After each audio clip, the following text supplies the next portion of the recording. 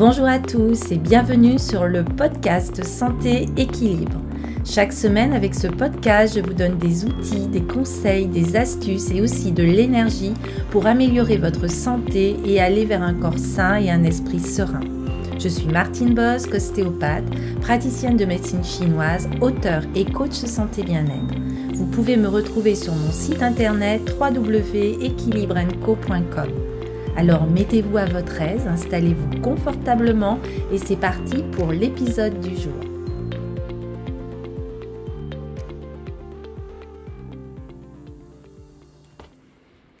Bonjour et ravie de vous retrouver dans ce nouvel épisode du podcast Santé Équilibre et aujourd'hui je voulais évoquer avec vous la douleur du dos mais aussi sa physiologie et les différents types de douleurs. Nous allons voir ensemble les mécanismes de l'entretien de la douleur et tout cela dans le but de mieux pouvoir maîtriser et soulager la douleur du dos. Vous pouvez retrouver toute cette compréhension de la douleur du dos dans mon livre « Soigner et renforcer son dos » qui est publié aux éditions Marie-Claire. Ainsi, la douleur serait à l'origine de près de 2/3 des consultations médicales et c'est pourquoi elle fait l'objet de nombreuses études, aussi bien fondamentales que cliniques. Il est donc indispensable de bien comprendre les mécanismes en jeu pour ainsi permettre l'élaboration de traitements efficaces et durables.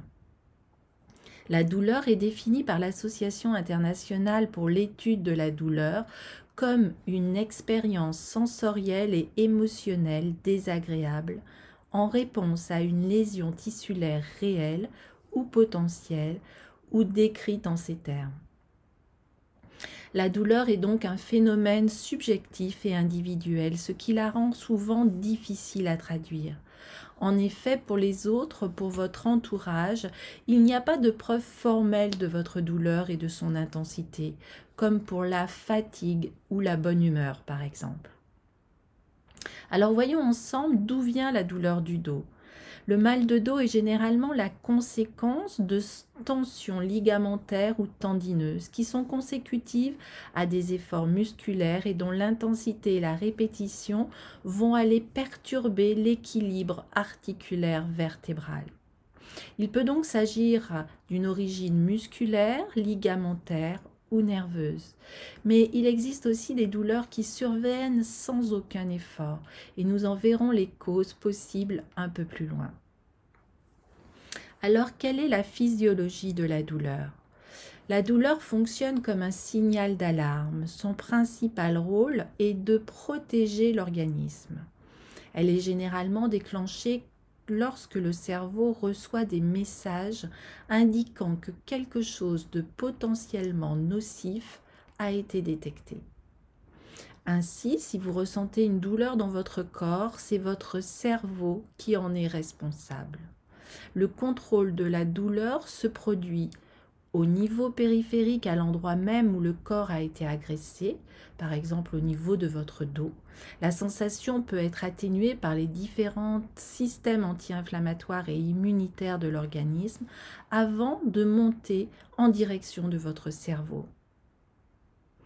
Le contrôle va se produire alors tout au long de la moelle épinière où la sensation douloureuse est modulée en passant par des filtres antidouleurs. La douleur va aussi être contrôlée au niveau de votre tronc cérébral à la base de votre cerveau qui va produire des messages redescendant le long de la moelle épinière pour renforcer le contrôle de la sensation et aussi au niveau du cortex où des études d'imagerie cérébrale mettent en évidence la complexité des circuits impliqués dans la sensation douloureuse et son contrôle. On ne sait donc pas comment les émotions peuvent intervenir en amplifiant ou au contraire en atténuant une douleur. Mais nous le verrons un peu plus tard aussi dans cet épisode. Ainsi, par exemple, si vous vous penchez en avant pour ramasser un objet, vous ressentez une douleur subite dans le dos.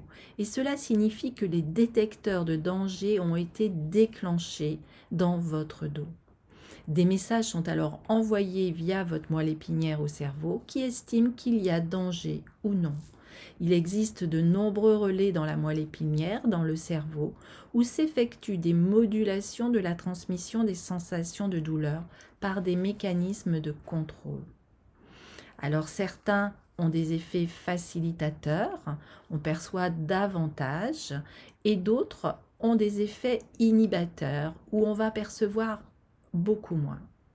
L'apparition ainsi que le niveau d'intensité d'une douleur dépendent du déséquilibre de ses effets facilitateurs ou inhibiteurs.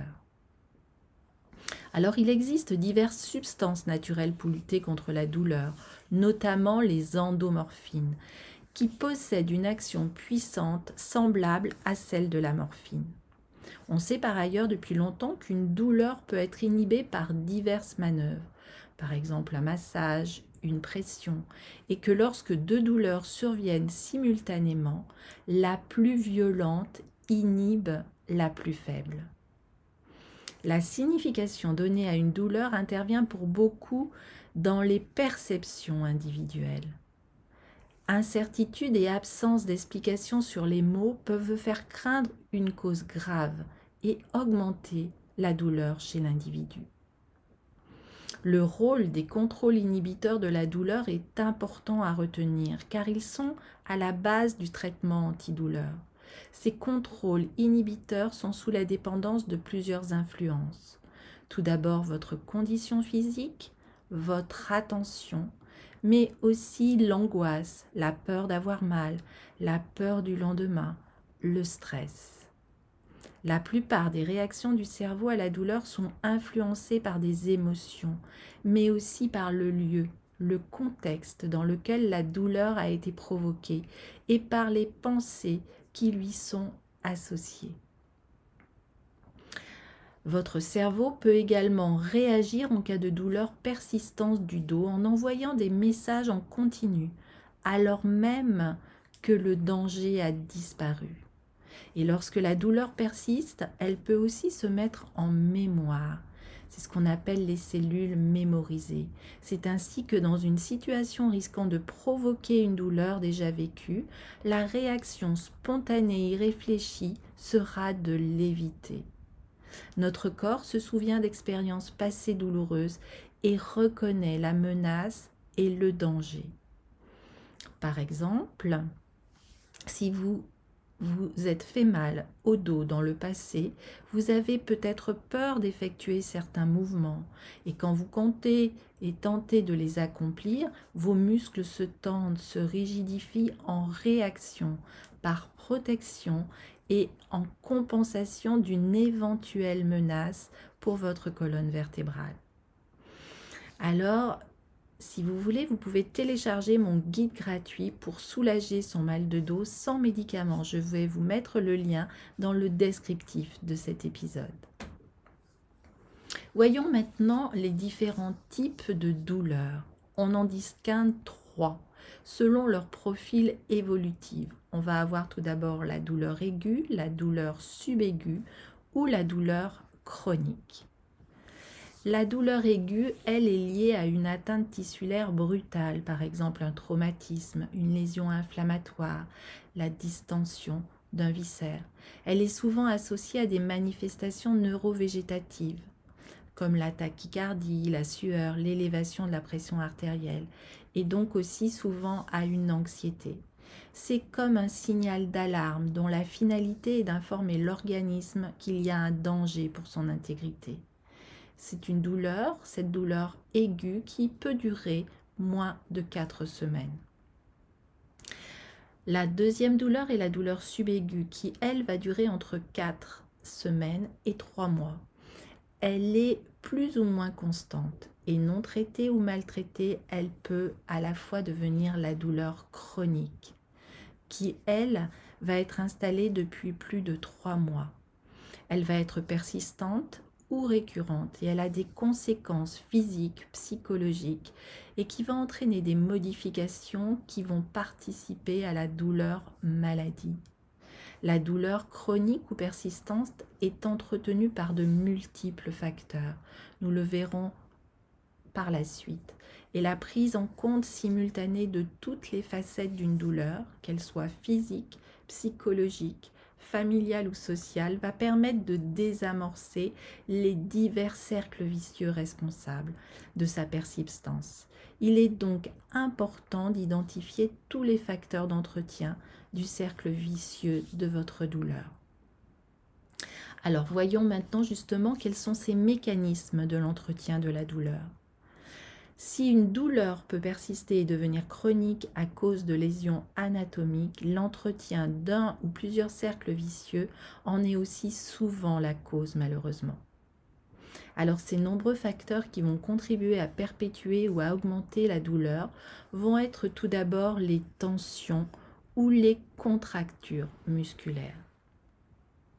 En effet, une douleur peut s'accompagner de contractions musculaires réflexes. Le muscle contracté devient alors le siège d'une nouvelle douleur. Et celle-ci va favoriser à son tour une nouvelle contraction et ainsi de suite. C'est le cercle vicieux qu'on connaît si bien. Un muscle contracté présente un manque de circulation sanguine. Et après un certain temps, des substances chimiques vont s'accumuler à l'intérieur de cette contracture. Et elles vont provoquer finalement la douleur qui va gêner la personne. Plusieurs facteurs peuvent expliquer l'apparition de ces tensions musculaires. Tout d'abord, ça peut être des positions statiques, des gestes monotones et répétés qui vont engendrer les traumatismes. Mais il y a aussi la possibilité de sécrétion importante d'acétylcholine qui va provoquer au bout d'un moment une contraction chronique au niveau des fibres musculaires concernées. On peut aussi rencontrer de la tension psychique, le stress, qui va augmenter l'activité sympathique et provoquer une contracture des muscles. Et donc, on pourrait dire qu'il est capital d'apprendre à bien exécuter les gestes de la vie quotidienne afin d'éliminer les mouvements parasites, source de contractions musculaires inutiles et donc de douleur. L'autre facteur qui peut contribuer à perpétuer et à augmenter la douleur est la focalisation. Parmi toutes les sensations, la douleur est celle qui capte le plus notre attention. Et plus une personne va focaliser son attention sur sa douleur, plus elle va avoir mal. Et il est difficile, très difficile même de s'en détacher, car cette focalisation, cette douleur va devenir le centre de toutes nos préoccupations. Nous nous fixons dessus, nous sommes focus et nous sommes toujours à l'écoute de notre douleur. Mais focaliser sur sa douleur, ne plus s'en détacher jusqu'à ne plus avoir d'activité professionnelle ou de loisir, va contribuer à l'entretenir. Or, il existe un niveau de douleur en dessous duquel l'attention peut en être détournée, jusqu'à permettre de l'oublier. Le traitement doit donc comporter des techniques dont le rôle est de nous aider à diminuer l'attention que nous portons à notre douleur. Et c'est ce que nous pouvons, par exemple, mettre en pratique avec la méditation, la respiration, la relaxation, pour être beaucoup plus en présence, en conscience, dans l'attention de notre corps, de nos sensations. Nous avons comme un autre facteur qui peut augmenter la douleur, l'anxiété. En effet, une douleur qui persiste fait croire à la personne qu'elle souffre, que son cas est grave, puisque rien ne la soulage. Or, l'appréhension, la crainte de l'inconnu entretiennent souvent la douleur. Je vois souvent dans mon cabinet des personnes qui viennent avec des douleurs chroniques qui ne sont pas soulagées. Et je sais vraiment que cela affecte et va rendre anxieuse cette personne.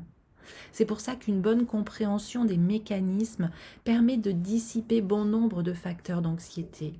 Dans le cas de la douleur, l'anxiété est adaptée, bénéfique, lorsqu'elle est brève et unique et liée à un contexte dangereux ou nécessitant un effort particulier.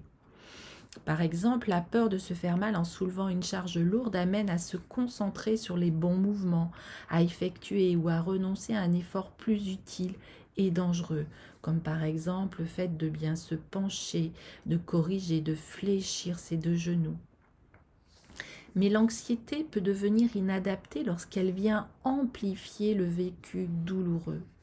Par exemple, la douleur aiguë vécue violemment peut constituer une expérience effrayante et l'anxiété peut amener la personne à éviter absolument tout effort, à ne plus rien faire. L'évitement associé à la peur de la douleur devient alors une habitude et a pour conséquence une réduction progressive des activités et malheureusement un risque croissant d'atrophie musculaire. Cela peut expliquer le développement de la douleur chronique à partir d'une douleur aiguë passagère.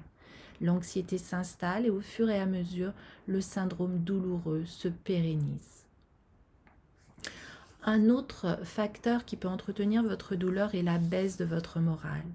En effet, les douleurs s'accompagnent fréquemment de signes de démoralisation, de dépression.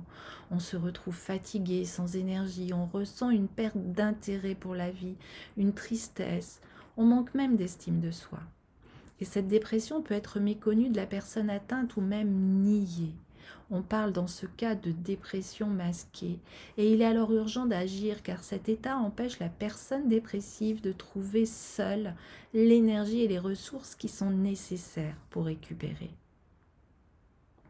La douleur, lorsqu'elle s'installe, perturbe aussi les habitudes de vie, déstabilise, fragilise la personne physiquement mais aussi psychologiquement et émotionnellement.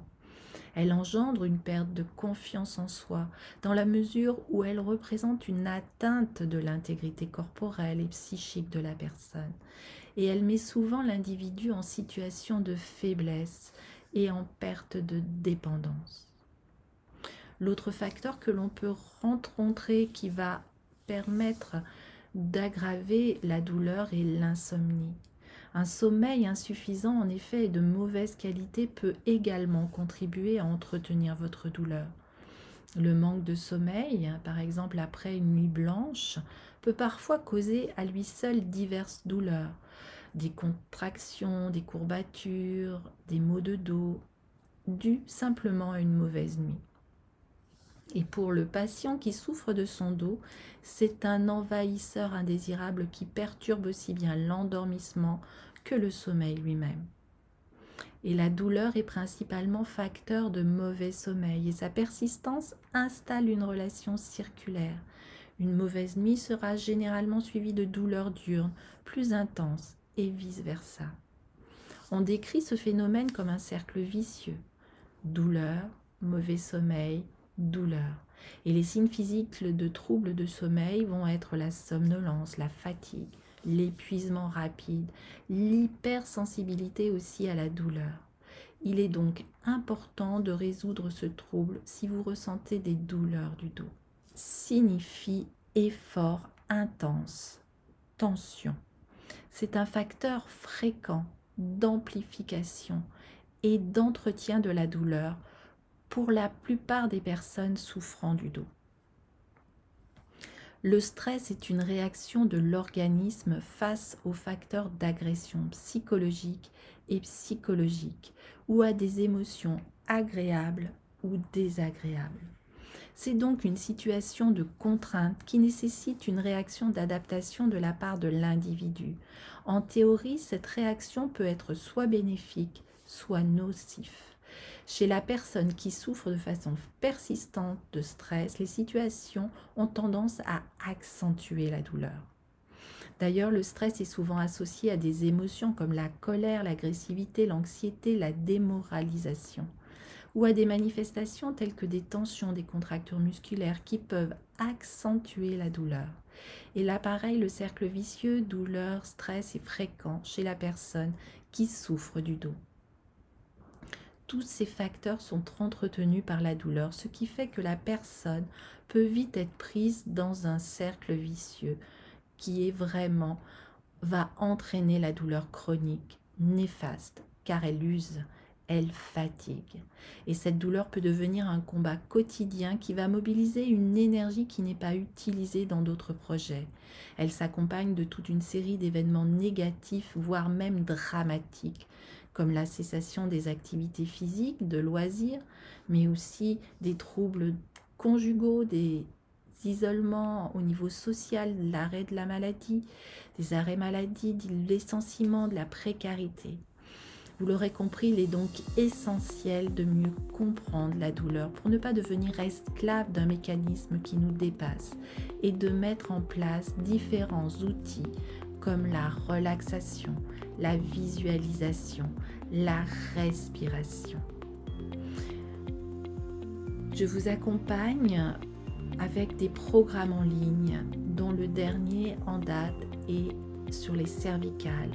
Comment soigner la douleur au niveau de la nuque, au niveau de vos vertèbres cervicales, de votre cou.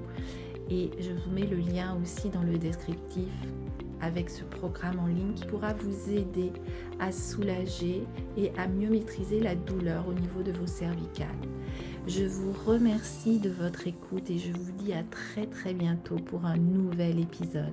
Alors prenez bien soin de votre dos. À très vite.